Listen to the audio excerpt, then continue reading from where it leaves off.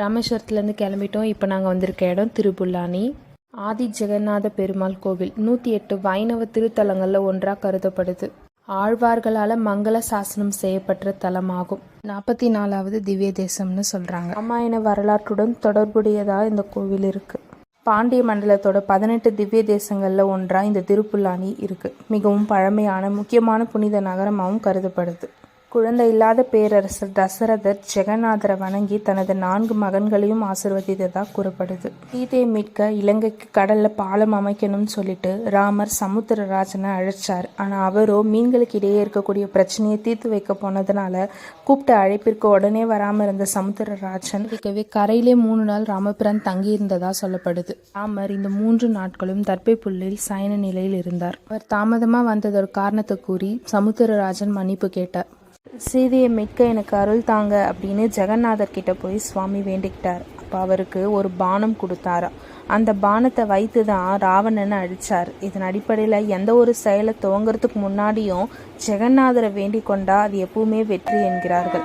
இந்த சுவாமிக்கு வெற்றி பெருமாள் என்னும் பெயரும் உண்டு.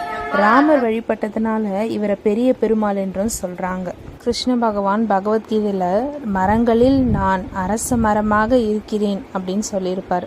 இத்தகைய சிறப்பு பெற்ற இந்த மரமே இத்தலத்தோட விருட்சகமாக இருக்கு. ஜெகநாதர் அமர்ந்த கோலத்திலும் சயனராமர் கிடந்த கோலத்திலையும் பட்டாபிராமர் நின்ற கோலத்திலையும் அருள் பாலிக்கிறார்.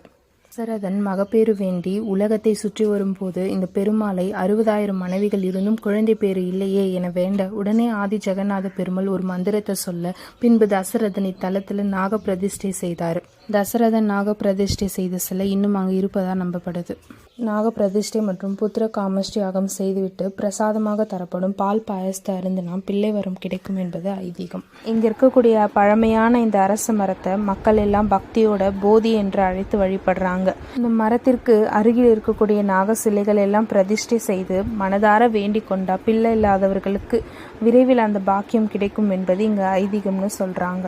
பல நூற்றாண்டுகளாக இருக்கக்கூடிய இந்த அரச மரம்ல தான் பெருமாள் காட்சி தந்ததா கூறப்படுது. திருமண தடை உள்ளவர்கள் உற்சவர் கல்யாண ஜெகநாதரிடம் வேண்டிக் கொள்கிறாங்க.